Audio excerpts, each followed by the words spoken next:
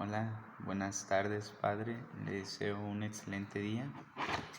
Ahora a mí me tocó exponer sobre Skinner, el autor, por supuesto que me tocó desde que empecé a leer un poco sobre él, sobre sus teorías y claro, un poquito de su biografía me encantó bastante, sus teorías, en especial el tema que yo escogí porque se me hizo muy práctico, muy sencillo de entender, de comprender, por supuesto de poner en práctica los días de hoy. Un tema que, claro, podemos resaltarlo, podemos aplicarlo en los niños, en los jóvenes, en las familias. Un tema muy vasto que es el conductismo radical. Pero pues primeramente empecemos a dar un breve repaso de quién fue Skinner, dónde nació y por supuesto de qué país viene este autor. Bueno, pues Skinner nació en 1904, nació en Pensilvania, un pequeño pueblo de Estados Unidos al noroeste. Desde niño a él siempre lo incitaron a controlarse, a ser un joven ordenado, un joven apasionado, un joven que claro, por su dedicancia, por todo lo que él hacía, siempre resaltó en sus estudios, como un joven muy disciplinado, con muy buenas ideas, y le encantaba a él estar en un mundo donde pudiera hacer teorías y aplicarlas para un bien común. Skinner escribe en uno de sus libros que él siempre en su hogar, desde que llegaba, él siempre lo sintió como un lugar cálido y estable, y vivió en su casa, en la misma casa donde nació, se crió, hasta que entró en la universidad y después tuvo que mudarse por estudios y para estudiar en otro lugar. Bueno, ahora sí le empezaré a hablar un poquito sobre el condicionamiento y reforzamiento de la teoría de la personalidad según Skinner. Una de las principales contribuciones de Skinner a la ciencia conductual fue la interpretación de los patrones que modifican la conducta o la mantienen estable. Claro, una conducta que él nos menciona es la conducta respuesta y la conducta operante. La conducta respuesta es una conducta que refleja el organismo, responde de manera automática a un estímulo y en su experimento clásico condicionó la respuesta como la salvación de los perros al unir el sonido de una campana para que así los perros se incitaran a ensalivar, a saciarse la comida.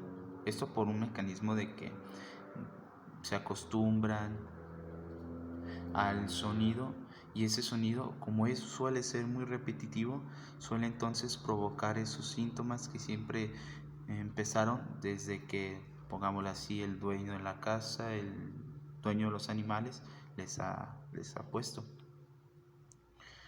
Los perros siempre van a un condicionamiento. Salivan cuando suena la campana y no había un alimento en sí solo, solamente se sonaba la campana. Los perros fueron siendo condicionados a responder a un estímulo que anteriormente no provocaba ninguna reacción.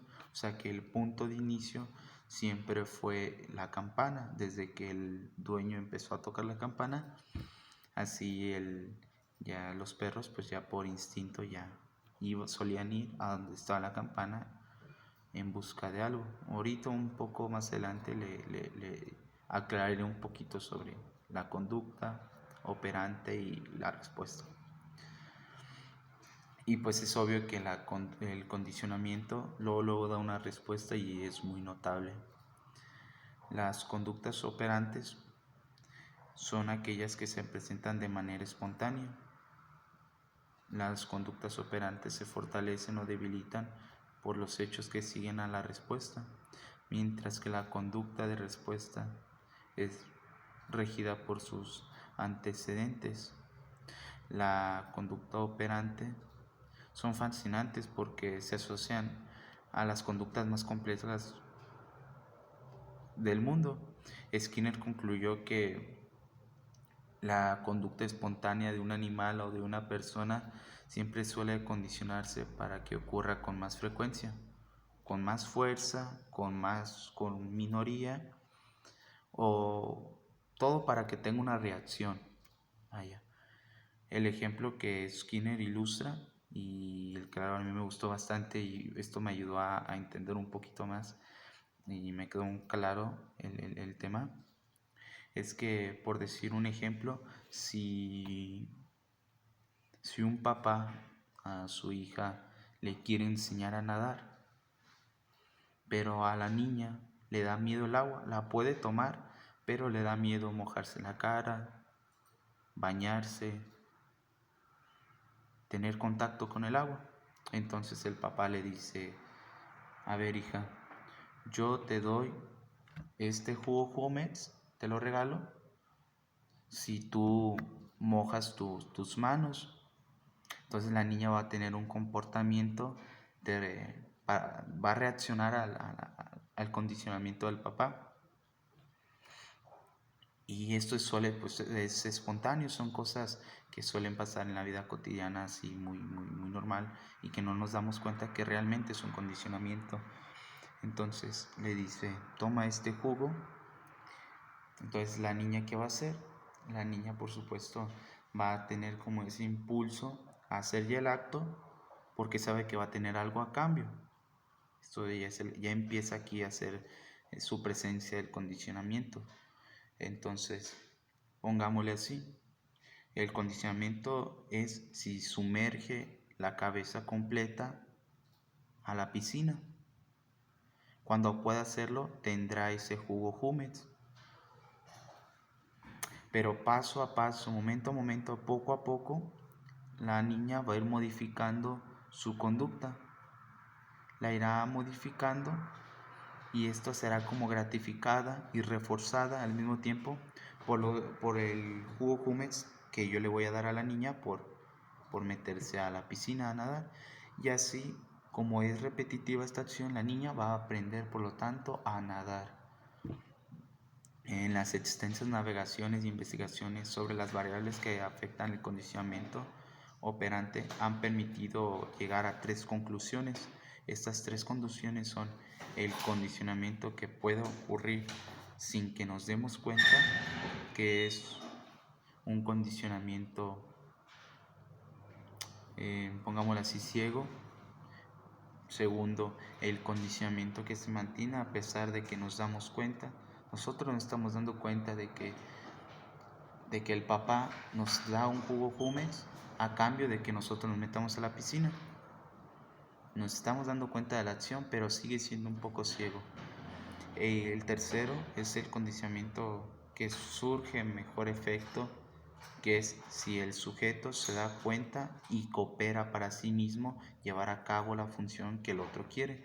Pongámosle que la niña se da cuenta de que el papá le quiere dar el jugo Jumex a cambio de que aprenda a nadar. Entonces ella, ya teniendo ella el jugo Jumex, ella ya va a tener más empeño, va a dar más empeño para ella aprender a nadar. Y estos son los 3 condicionamientos, las 3 extensas investigaciones que Skinner nos menciona. Por otro lado, el reforzamiento es cualquier estímulo que sigue la presentación de la respuesta. Un ejemplo es que la niña aprenda a nadar, y el jugo Jumex, que eran los reforzadores que se daban después de que mostrara una conducta específica, los reforzadores pueden llegar a ser positivos o negativos. ¿Qué nos quiere decir esto? Pues primero, que un forzador positivo fortalece cualquier conducta, cualquier que sea, que produce. Por decir un ejemplo, es un vaso de agua, pongámosle así. Es un vasito de Jumex, un trago, puede ser para mí un reforzamiento. ¿Por qué? Porque lo más probable es que lo vuelva a hacer en situaciones similares por el sabor, y lo puedo volver a hacer. Entonces, a lo que voy es que se va haciendo repetitivo, y esto es un forzador positivo. Un forzador negativo es cuando la conducta reduce o se suspende en casos Cuando por decir un ejemplo, nos quitamos un zapato que nos lastima, la reducción de la presión refuerza negativamente y es más probable que volvamos a hacerlo aunque nos lastime el zapato. Puedo seguir tomando este jugo Jumex aunque yo sepa que tiene muchos azúcares y me puede hacer daño. Los reforzadores primarios, pongámosle así, estos son de hechos o estímulos que refuerzan naturalmente y que no se aprenden.